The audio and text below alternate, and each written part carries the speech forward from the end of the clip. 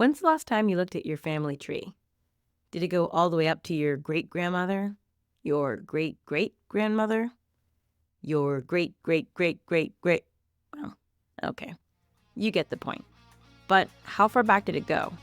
And do you know anything about the people who you came from? Well, the ancestral lands of the tit̥u Northern Chumash tribe, their connection and their people go back over 10,000 years. Welcome to the After Pop. This is the explanation after the conversation. So I get to dive a little bit deeper into some of the topics that we talked about in our previous episode on consent-based siting and the YTT Northern Chumash tribe. We discussed consent-based siting in the nuclear energy sector with Ryan Pickering, and he got to share his insights on how he got into the nuclear energy industry.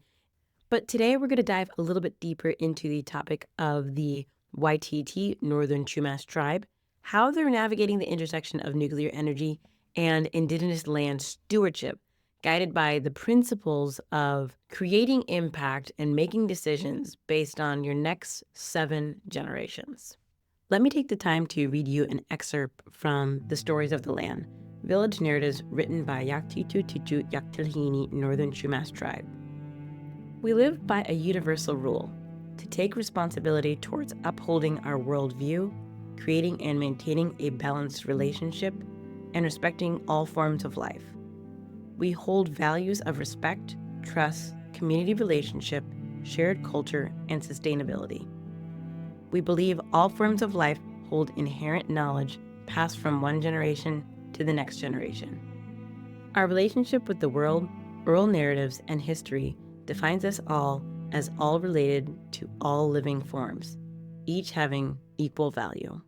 Oftentimes, the conversation around Indigenous land-back movements really centers around land stewardship.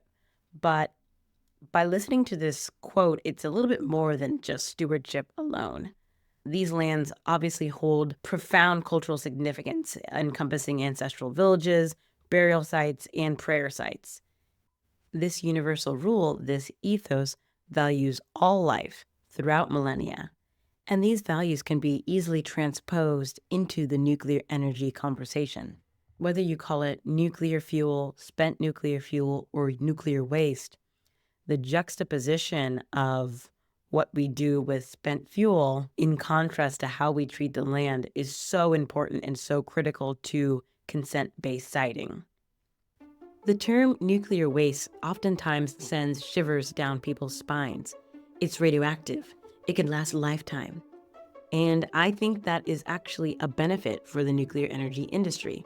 It's perfect because it seems like only nuclear energy has the burden of proof to show that they can properly store these products and maybe even recycle them for future use through our future generations by maintaining the ecosystems and integrity of every part of the nuclear fuel cycle. And so it's the one industry that has given us a long-term perspective of energy trade-offs and how we should be creating systems around energy use, storage, and land stewardship. To me, the process of thinking 7 generations forward is an antidote of sorts to the frenzied short-term profits and strategy gains. By creating systems and policies that have to look at our children's future, that have to look at the future of who we are as humans on this planet, what our impact is to not only ourselves, but every other living thing that we come into contact with. And gaining public trust, community trust, through Indigenous land stewardship and leadership is probably the best way to do this. YTT Northern Chumash tribe has inhabited the San Luis Obispo region for millennia. They've maintained an unbroken chain of lineage and culture, and the tribe has remained super resilient, preserving their language, their culture, as well as their connection to their land. In our conversation with Ryan Pickering and the Tribal Consent-Based Coalition, we got to learn a little bit more about what consent-based siting is, the history of it, and to me, why the YTT Northern Chumash tribe is interested at all in leading the conversation on consent-based siting. I think This involvement reflects a commitment to ensuring that the decisions about nuclear storage are made collaboratively, not just with YTT alone, but through all tribes and through all communities throughout the United States. And by also doing so, they can protect their ancestral lands by contributing to broader environmental stewardship efforts. Right now, the tribe is actively working to reclaim 9,000 acres of their ancestral coastal homelands, known as the Diablo Canyon lands. If you go to their website, YTT northernchumashtribe.com, you can learn so much more about this initiative, how to take action, where to donate. Through the website, you can navigate and learn more about the different proposals, slide decks that they've created. One of the slide decks talks about the economic development plan. One of them has to do with developing a clean tech hub for clean energy and innovation. Another project you can learn on the site is about language preservation. One of my personal passions is language. With a lot of Indigenous cultures, language has been created through a relationship with the land.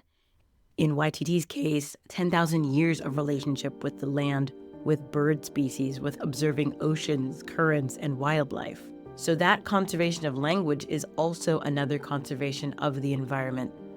We have a duty to leave the least amount of harmful negative impacts so that our future generations can reap the benefit of the land. The YTT's initiatives are deeply rooted in these Indigenous philosophies of considering the impacts of decisions on the next 7 generations and beyond.